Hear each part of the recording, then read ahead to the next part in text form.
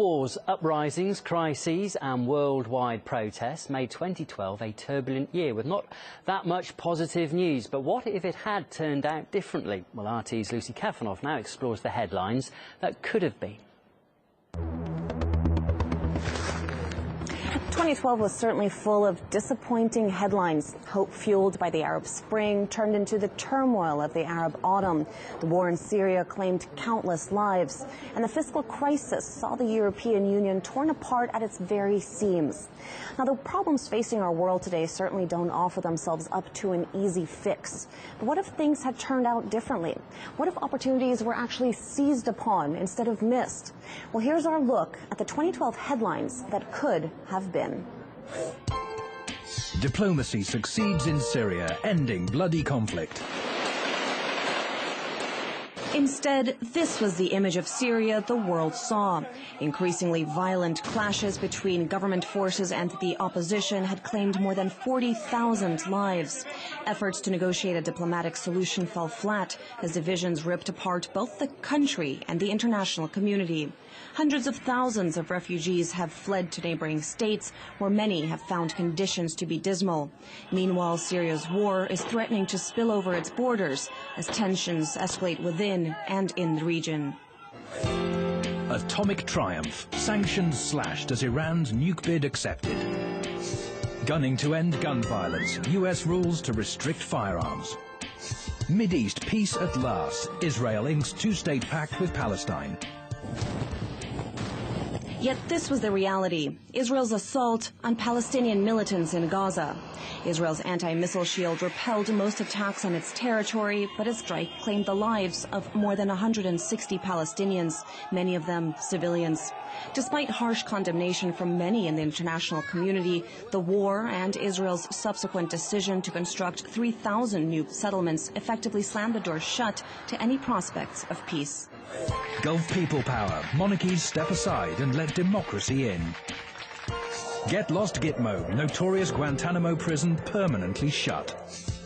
Eurozone cuts the cuts and lifts austerity. But the noose of austerity only tightened as deep public sector cuts brought thousands of angry demonstrators to the streets of Greece, Spain, Italy, and Portugal. The worst economic crisis of a generation has battered the European Union's very foundations, exacerbating tensions between member states, with some regions now desperately wanting out. I grew up in a Europe that was divided from east to west, and I'm now living in a Europe that is divided from north to south, and never at any point in the history of this union has there been more discord and rancour than we've currently got. Corporate cash banned from campaign coffers as part of US political cleanup. No EU for UK, Brits quit European Union. WikiLeaks founder Julian Assange appointed UN free speech envoy. Instead, Assange remains a political refugee at Ecuador's London embassy, where he's been granted asylum. He continues to fight extradition to Sweden over alleged sex crimes, charges that he says are politically motivated and tied to his work in leaking international government secrets. The power of people speaking up and resisting together terrifies corrupt and undemocratic power. So much so that ordinary people here in the West are now the enemy of governments, an enemy to be watched, an enemy to be controlled and to be impoverished. True democracy is not the White House.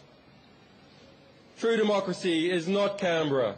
True democracy is the resistance of people armed with the truth against lies, from Tahrir to right here in London.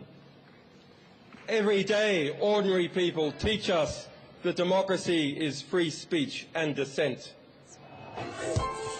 From heretic to hero, American whistleblower Bradley Manning finally freed. Droning on no more, nations agree to end era of remote-controlled war. Egypt's Arab Spring sees democracy defeat hardline Islamism.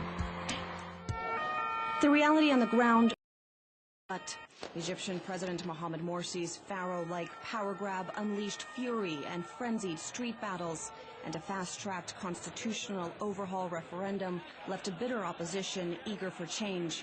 For them, 2012 saw the Arab Spring transform into an Egyptian nightmare. We had a revolution to get rid of a tyrant, a dictator, and we, in order to do that, we made elections and we made a revolution and we made elections to choose someone to represent us. And it turned out that this guy is also a tyrant himself. Now, these headlines may have been the stuff of imagination, but let's see if 2013 can bring any of them to life. Lucy Kafanov, RT, Moscow.